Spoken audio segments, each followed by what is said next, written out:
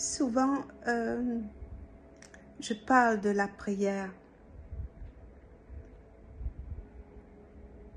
Souvent,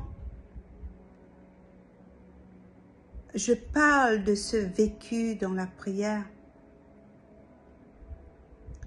Et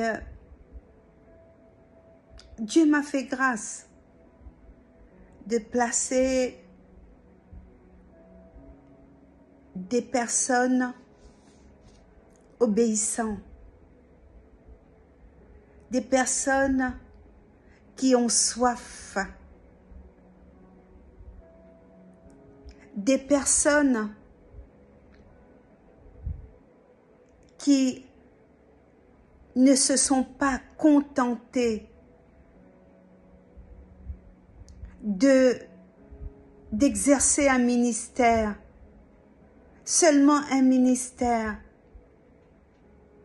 des personnes, des frères et sœurs qui ont cette soif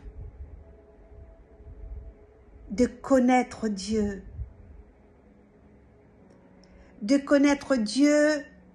dans la longueur, dans le profondeur, comme parle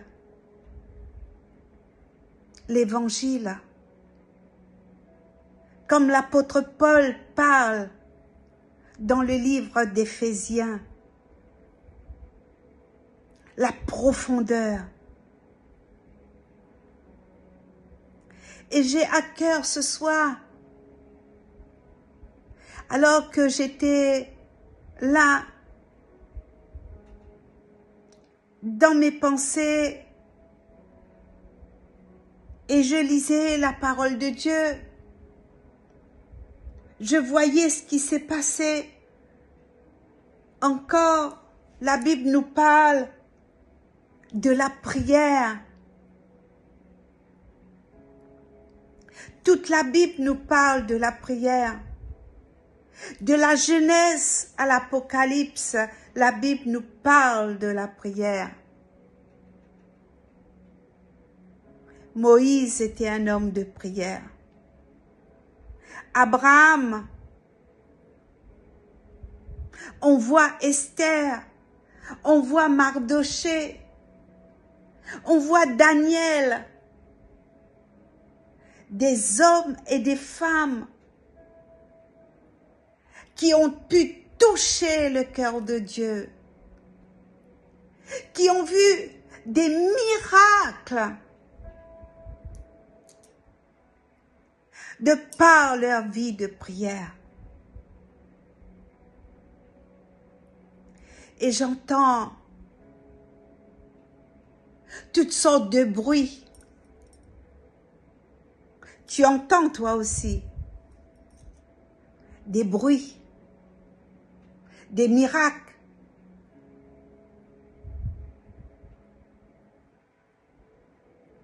Une œuvre qui naît, une autre qui apparaît de l'autre côté. Pasteur ceci, pasteur X, pasteur Y. Mais qu'en est-il de ta vie de prière? Je te pose la question. Est-ce que tu sais que la prière et l'intercession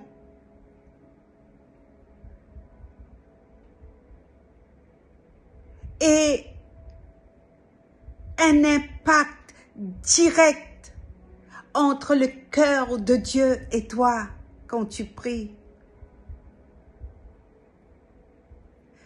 La prière fervente du juste. La Bible nous parle de la prière fervente du juste qui a une grande efficacité.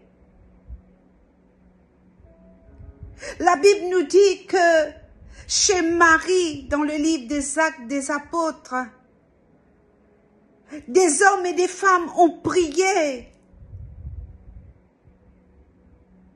Les portes de la prison se sont ouvertes. Paul et Silas, qui étaient emprisonnés.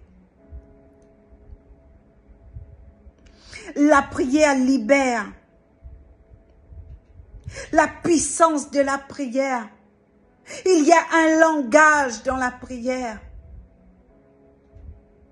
Il y a une dimension d'intimité dans la prière. Hier soir, j'étais dans une réunion de Zoom avec l'équipe de Paris.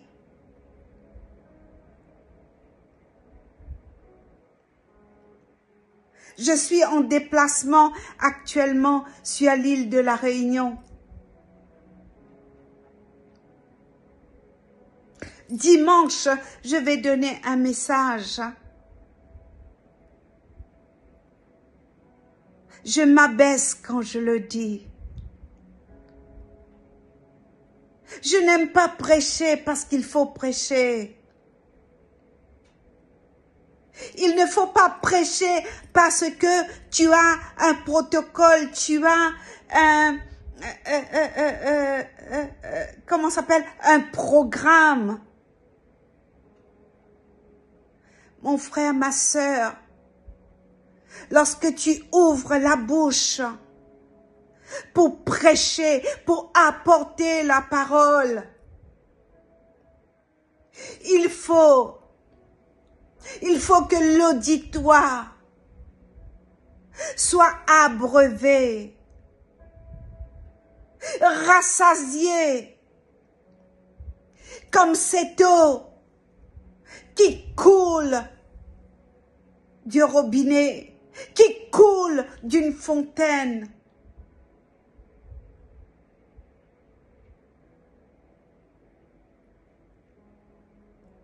Le vase qui va donner la parole.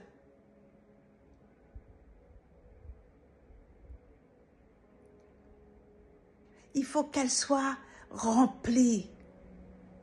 Remplie de cette eau de vie. La prière. Sans la prière, sans cette communion avec Dieu, tes prédications seront stériles. Sans cette communion avec Dieu,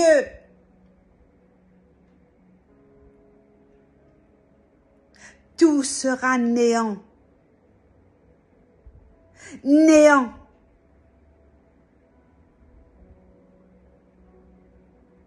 Lorsque tu pries, lorsque tu te déverses devant le Père, lorsque tu te prosternes devant le trône de Dieu, il y a une puissance qui vient du ciel. Il y a cette communion, il y a ce cœur à cœur.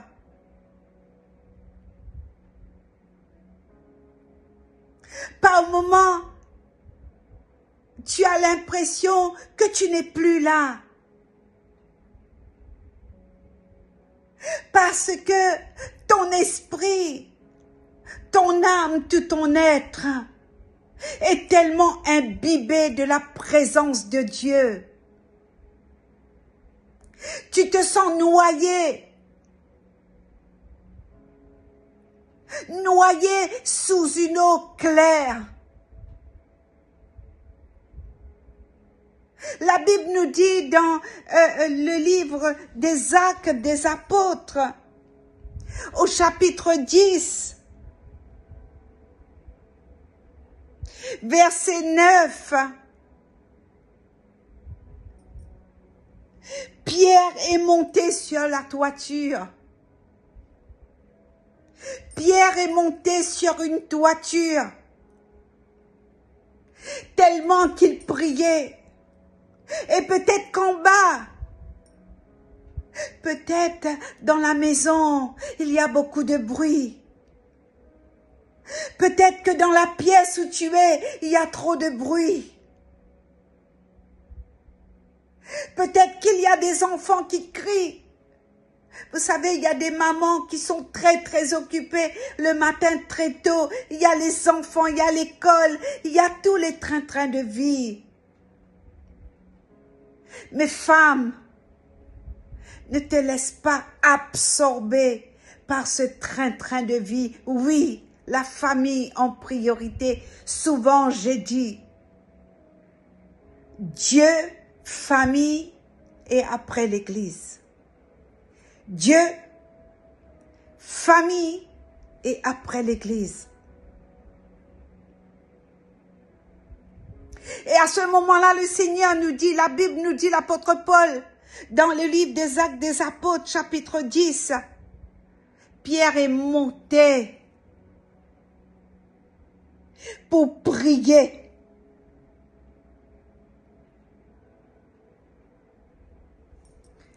La 6e heure, qui veut dire, si je comprends bien,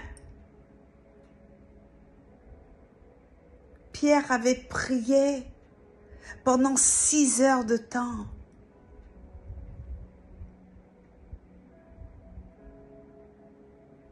Pierre monta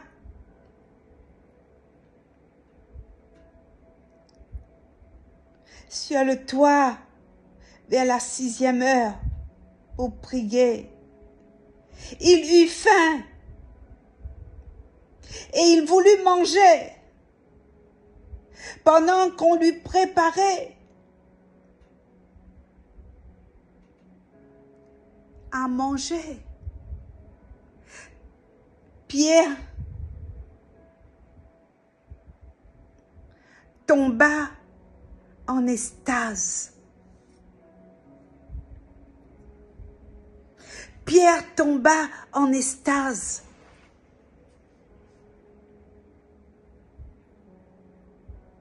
Et la Bible nous dit, à ce moment-là, Pierre va voir le ciel ouvert. Le ciel s'ouvre quand tu pries. Le ciel est ouvert.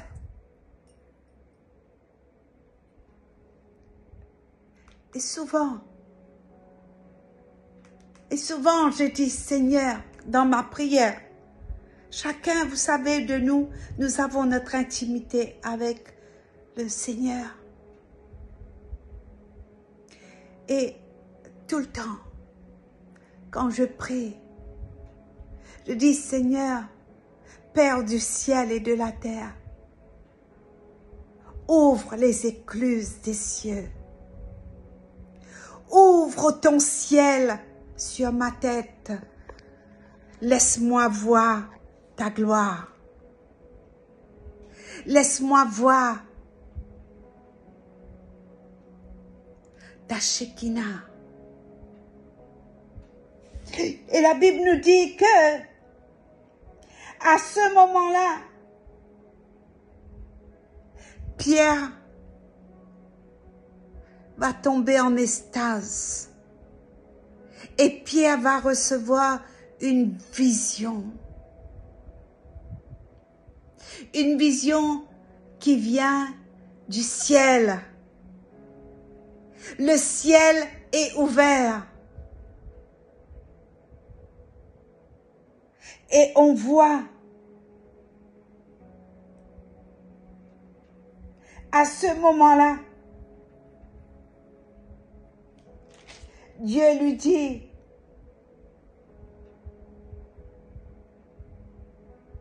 regarde ce que je te donne.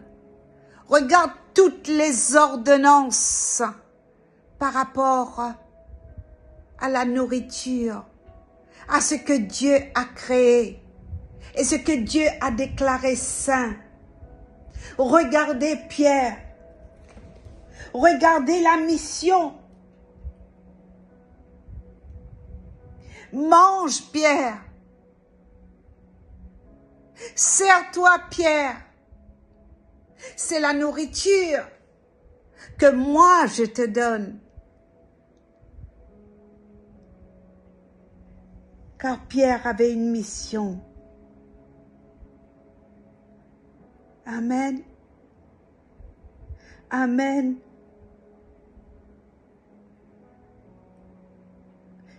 Et Pierre, la Bible nous dit qu'il a beaucoup réfléchi sur cette vision, par rapport à cette vision.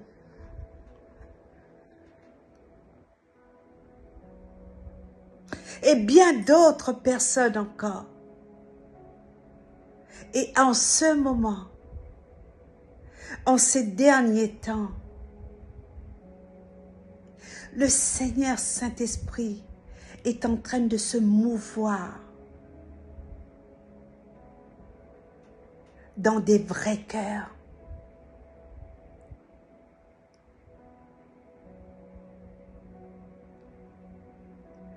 Cache-toi dans le creux du rocher. Reste dans le creuset. Écoute la voix qui te parle. Écoute la convocation de Dieu. Il y a une saison prophétique sur l'Église.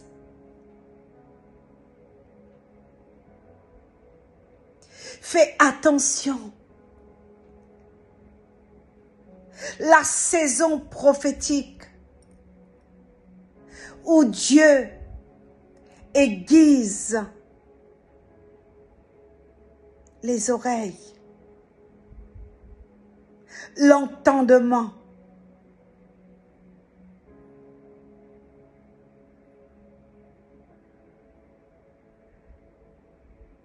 Écoute, Église.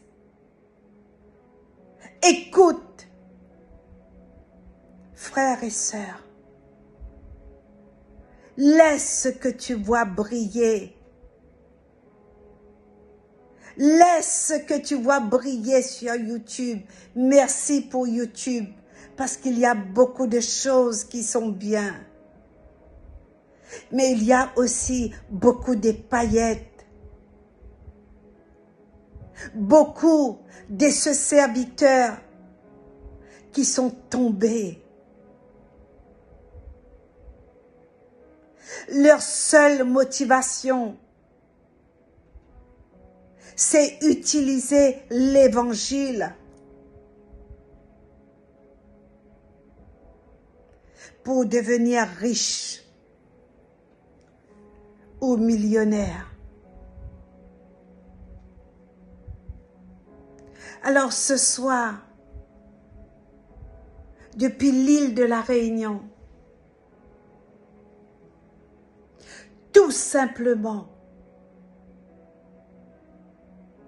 laisse-moi t'encourager à rentrer dans une vie de prière.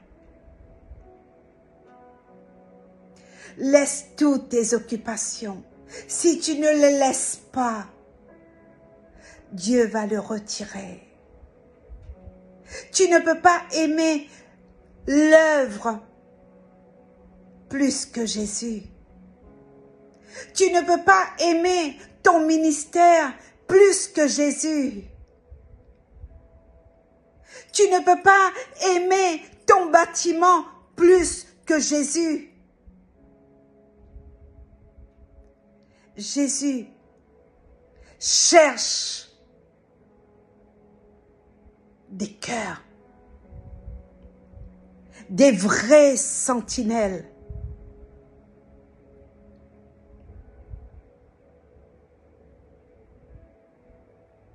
J'étais encore là-bas chez moi à l'île Maurice.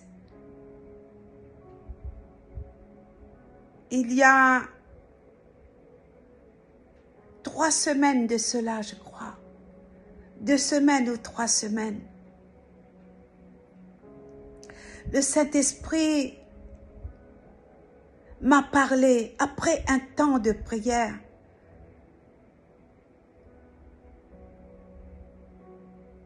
Je dis, Seigneur, que se passe-t-il? Et à ce moment-là, je devais aller prier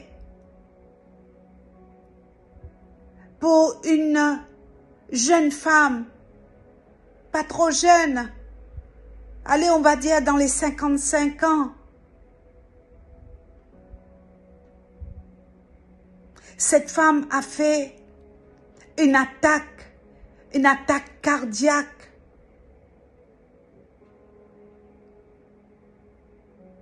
Cette femme est de la religion hindoue. Elle est déjà allée à la messe. Elle est déjà allée, je pense même dans une assemblée. Vous savez, à l'île Maurice, les gens se mélangent. Les hindous, ils vont chez les catholiques vont chez les hindous. C'est comme ça. Les gens aiment aider, mais chacun aide selon sa croyance. Et à ce moment-là, je devais aller avec une servante de Dieu qui était de passage sur Maurice. Je devais aller prier.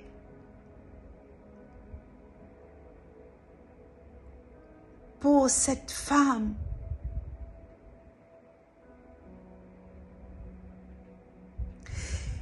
Et pendant que je me préparais pour aller prier, le Saint-Esprit me dit, Suzy, ma servante,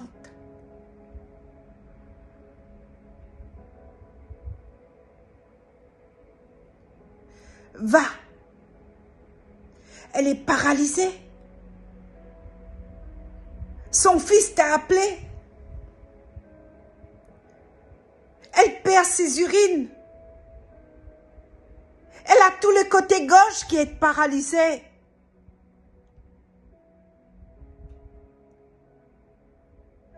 Suzy, ma servante, je vais la guérir.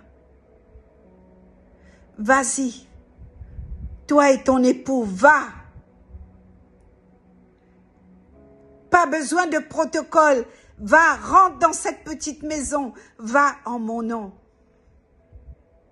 Dans les églises, il n'y a plus de guérison. Les gens croient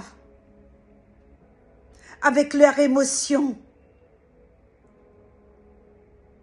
avec leur bruit, beaucoup de cris. Ils disent Amen alors que je ne suis pas là. Ma gloire, ma présence a quitté les bâtiments. Je ne peux plus guérir parce que quand il y a une guérison, quand il y a un petit miracle, ils mettent la caméra. Ils affichent cela sur YouTube, sur les réseaux sociaux. Les gens sont exposés. Mes brebis sont par terre. Ils sont à nu. On les écrase par terre. Alors, devant toutes ces foules, ces spectacles, là où ils font des trafics d'argent, ma servante, c'est moi qui guéris. Je guéris comme je veux.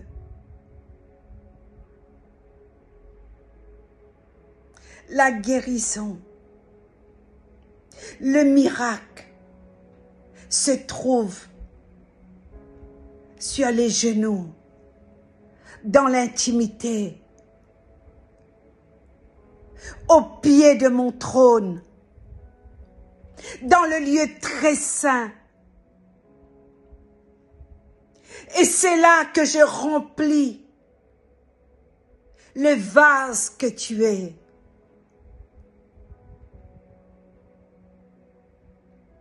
C'est là où la coupe déborde de mon onction.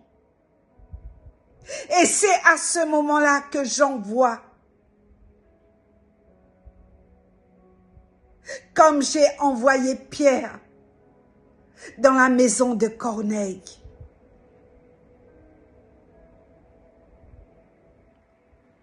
Et à ce moment-là, c'était un samedi.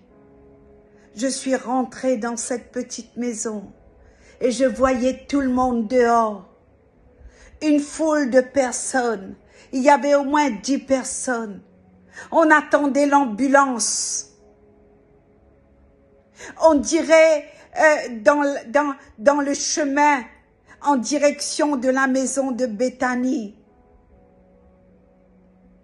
Et je dis à mon mari qui était au volant de la voiture, on va peut-être nous annoncer une mauvaise nouvelle, que la dame est décédée.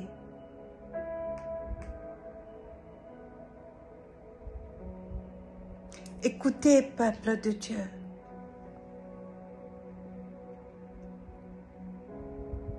Cette femme était paralysée. Cette femme sentait les urines forts. Cette femme était déshydratée. Cette pauvre femme hurlait de douleur. Elle est restée 4 heures de temps par terre au pied de son lit le jour de sa crise cardiaque. Le jour où elle a fait cette attaque.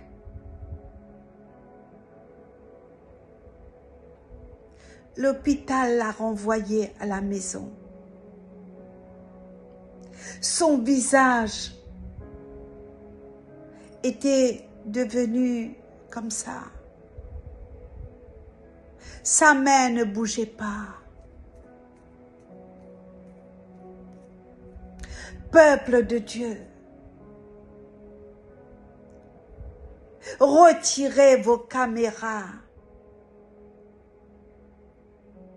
Retirez vos téléphones portables sur les gens.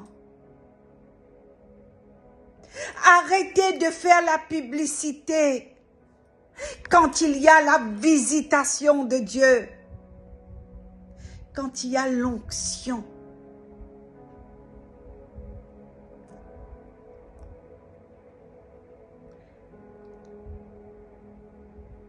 J'ai pris la main de cette femme, je pris ses pieds et tout simplement, je lui ai demandé, est-ce que tu crois que Jésus peut te guérir? Elle a répondu oui. Elle a fait comme ça avec sa tête. Elle ne parlait pas parce que elle avait perdu la parole lors de cette attaque.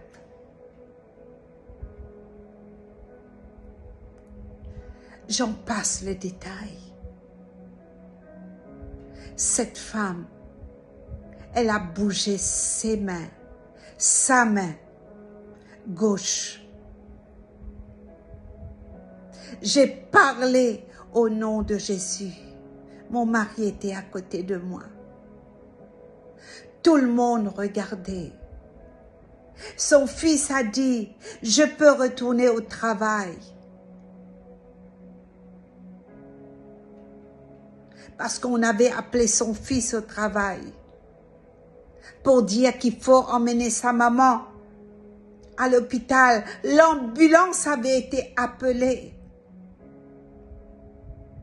Et ce jour-là, on a annulé l'ambulance. Cette femme, elle a parlé. Elle a parlé. Elle a dit Amen. Elle a confessé Jésus. Elle m'a donné sa main. On l'a mise assise. Elle s'est mise assise. C'est 2 jours ou 3 jours avant que je dois partir sur l'île de la Réunion. Il y a encore d'autres miracles, d'autres délivrances.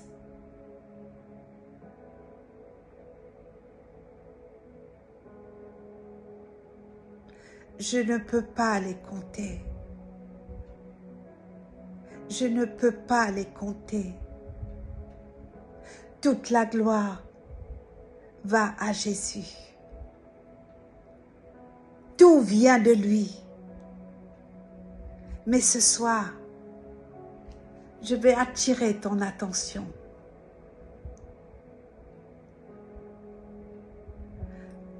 Frères, sœurs, Église, peuple de Dieu, quelle que soit la taille de ton ministère, sans la prière, sans ce temps passé avec Dieu, sans ce temps de mise à part, sans cette recherche de cœur à cœur avec Papa, avec Jésus, pour être rempli. Et ensuite, Dieu va t'utiliser pour distribuer, pour être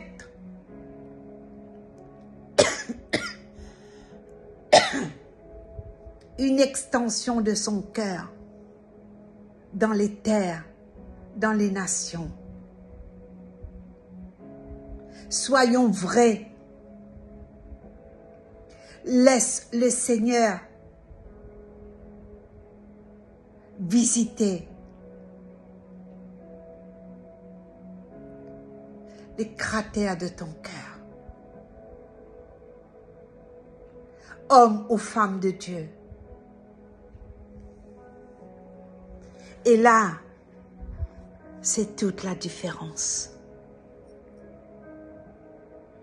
Nous sommes dans le dernier temps. Il y a un réveil. Le Seigneur est en train de se révéler. Comme je dirais, en extase. Priez.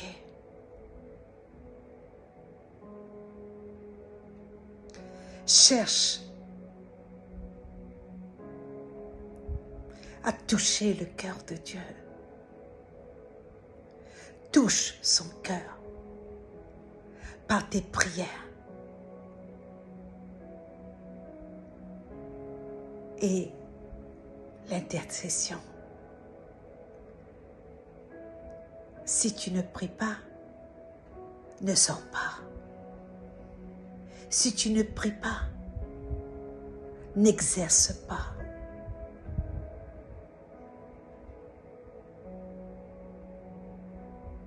Que Dieu te bénisse. Dieu vous bénisse. Je vous donne rendez-vous à ce dimanche. Soyez bénis. Shalom.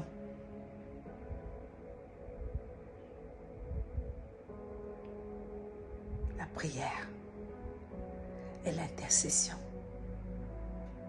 et l'intimité. L'intimité. Cœur à cœur. Et à ce moment-là, comme Pierre a vu le ciel s'est ouvert sur sa tête au 6e heure il est monté sur la toiture.